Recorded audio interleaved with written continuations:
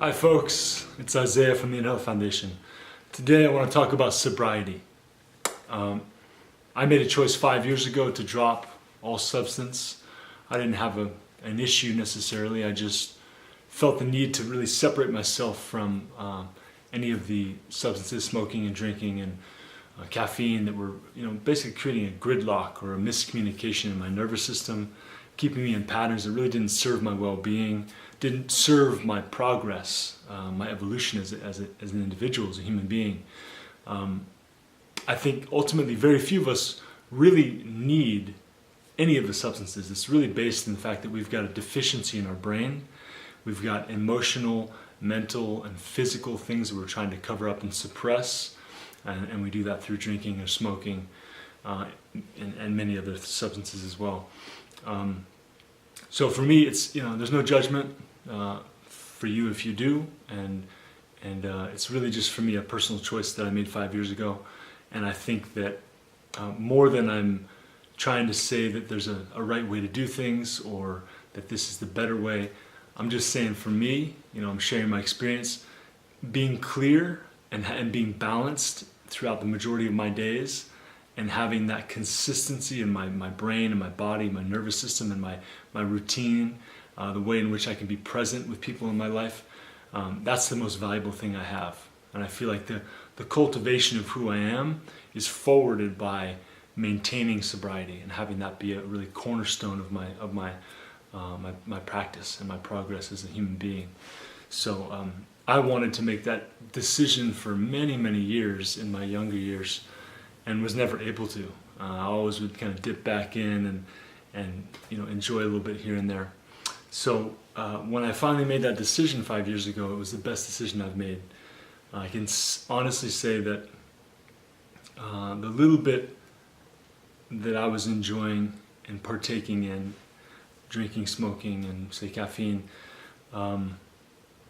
it really, the way in which I thought it was serving me, it really wasn't. And the way in which I thought it was helping me to distract from, the pain, the suffering, the limitation, the perceived limitation, again, it wasn't. It was only a misperception.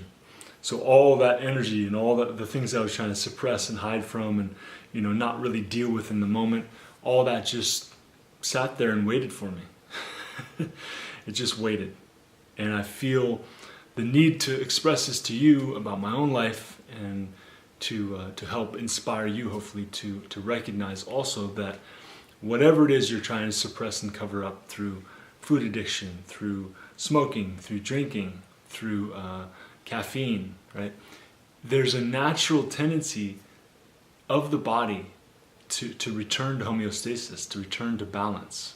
And when we do these things, we block the signal, and we're slowing down progress. We're creating accumulation of energy, accumulation of certain mental thought forms, accumulation of toxicity, and over time it'll continue to be more and more difficult for us to maintain the state of being that we want, to maintain the clarity and the love within our relationships around us, because we are not stable and whole, in a sense, have integrity in our nervous system, in our energy field, because of the intake of substances and what it does to create a dislocation of our energy, a dislocation of our intention. I can say, just for example, alcohol is rampant, and almost everyone who's an adult seems to drink alcohol, and it's really a problem because the way I see it is, alcohol, it doesn't allow for us to maintain, to build a foundation. It doesn't allow for us to step one foot in front of the other and make progress in so many ways. Because once we ingest the alcohol, we're literally, to some degree, depending on how much we drink, we're out of our body. You watch someone have 1, 2, 3 drinks, 5 drinks, and you watch them progressively lose connection with their body. Obviously they start to slur their words and move around and start to stumble. So physically it's obvious, but also energetically and emotionally they're disconnecting from who they really are. And energetically, on a spiritual level, also spirit is leaving their body. So it's a disembodiment, which obviously feels good to disembody from the sensation and the pain and the things that we don't want to feel. But the problem is it doesn't go anywhere. It just continues to linger and wait for you to address it, to feel it, to acknowledge it, to move through it, and to purge it from your system, to purge it from your tissues, to purge it from your cells, right? It's not going anywhere. Smoking, another example. So we're smoking and we're suppressing often sadness primarily, but suppressing other energy as well, often emotional. So we don't want to face things in the moment. Let's just smoke and kind of tamp it down, and we'll revisit it later. Or we'll just continue to smoke and hope that it will resolve itself. But in my experience, it doesn't resolve itself, and it continues to grow and create more and more distortion in our lives, in the way that we function and communicate and relate with people and ourselves primarily.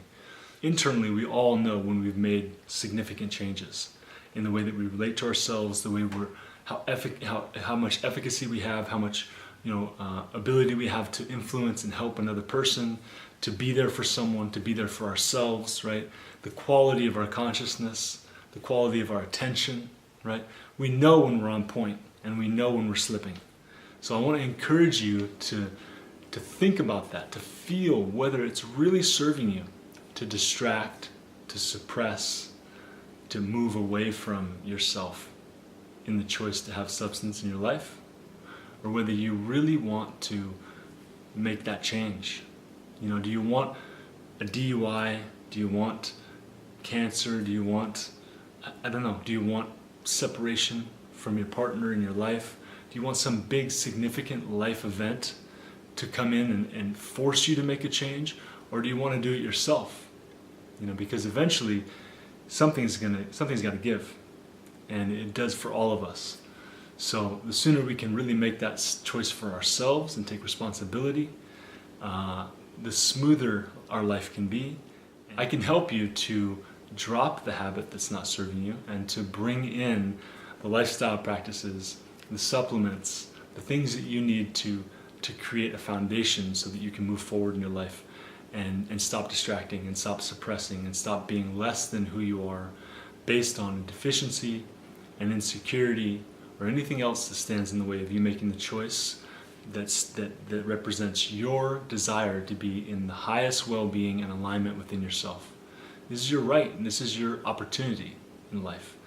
And if we wait another 5, 10, 20 years, what will the next part of our life look like? We have an opportunity to really benefit the world, and if we can do this, if we can make this change in our own life, we can start to rapidly accelerate our ability to serve ourselves and to serve other people, and the quality of your life will dramatically increase. So I encourage you to share this, to comment, and to call me.